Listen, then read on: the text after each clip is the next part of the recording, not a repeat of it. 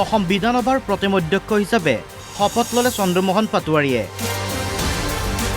22 মে'ৰ পৰা অনুষ্ঠিত হ'বলগীয়া বিধানসভাৰ বিশেষ অধিৱেশনৰ বাবে লোকভৱনত ৰাজ্যপাল লক্ষ্মণ প্ৰসাদ আচাৰ্যই পাঠ কৰাইছিল শপত বাক্য। স্থায়ী অধ্যক্ষ নিৰ্বাচিত নোহোৱালৈ বিধানসভা পৰিচালনা কৰিব প্ৰথম অধ্যক্ষই।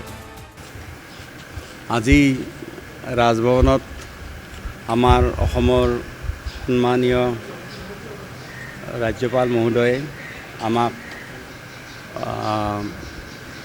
অহা 21 তাৰিখৰ পৰা হ'বলগীয়া বিধানসভাত আমাক প্ৰটেম স্পীকাৰ হিচাপে আমাৰ মাননীয় সদস্যসকলক নৱনিৰ্বাচিত সদস্যসকলক শপত বাক্য পাঠ কৰোৱাৰ বাবে অধ্যক্ষ মহোদয়ে আমাক ইয়াতে আজি আমাৰ সদস্য সপ্তমবাৰৰ বাবে আমি নিৰ্বাচিত হৈছোঁ অসম বিধানলৈকে সভালৈকে।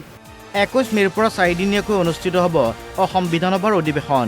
শপত বাক্য পাঠ কৰাব প্ৰথম অধ্যক্ষই। নতুন দায়িত্বক আদৰণি জনাইছে চন্দ্ৰমোহন পাটোৱাৰীয়ে। লগতে মুখ্যমন্ত্ৰী ডক্টৰ হিমন্ত বিশ্ব শৰ্মাকো ধন্যবাদ জ্ঞাপন কৰিলে পাটোৱাৰীয়ে।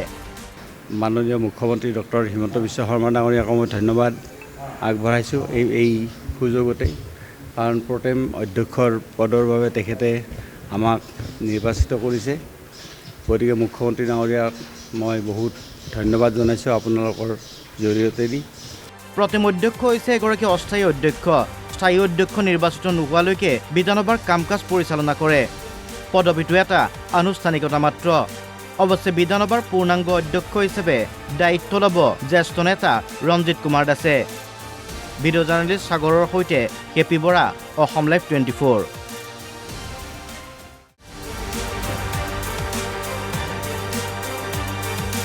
অসম বিধানসভাৰ প্ৰথম অধ্যক্ষ হিচাপে শপত ল'লে চন্দ্ৰমোহন পাটোৱাৰীয়ে। 22 মে'ৰ পৰা অনুষ্ঠিত হ'বলগীয়া বিধানসভাৰ বিশেষ অধিৱেশনৰ বাবে লোকভৱনত ৰাজ্যপাল লক্ষ্মণ প্ৰসাদ আচাৰ্যই পাঠ কৰাইছিল শপত বাক্য। স্থায়ী অধ্যক্ষ নিৰ্বাচিত নোহোৱালৈ বিধানসভা পৰিচালনা কৰিব প্ৰথম অধ্যক্ষই।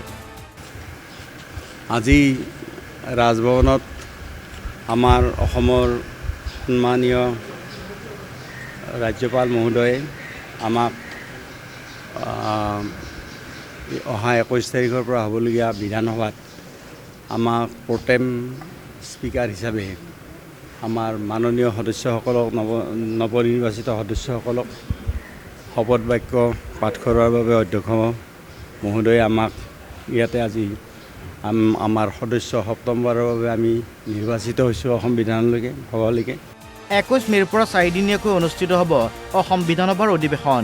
শপত বাক্য পাঠ কৰাব প্ৰথম অধ্যক্ষই। নতুন দায়িত্বক আদৰণি জনাইছে চন্দ্ৰমোহন পাটোৱাৰীয়ে। লগতে মুখ্যমন্ত্ৰী ডক্টৰ হিমন্ত বিশ্ব শৰ্মাকো ধন্যবাদ জ্ঞাপন কৰিলে পাটোৱাৰীয়ে।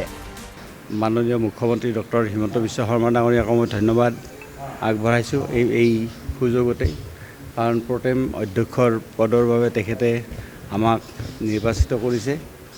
গতিকে মুখ্যমন্ত্ৰী ডাঙৰীয়াক মই বহুত ধন্যবাদ জনাইছোঁ আপোনালোকৰ জৰিয়তে দি।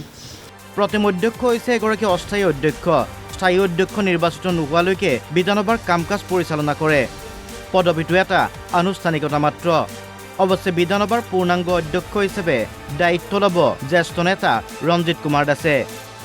ভিডিঅ' জাৰ্নেলিষ্ট সাগৰৰ সৈতে কেপি বৰা, অসম লাইভ 24।